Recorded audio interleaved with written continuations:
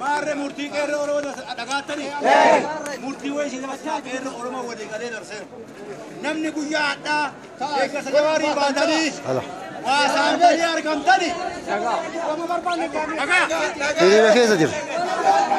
hiriira keessa jirra baatani eka sajawari baatani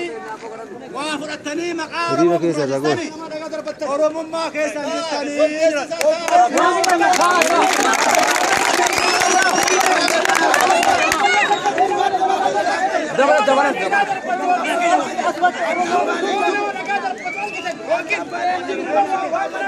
Asumada mati.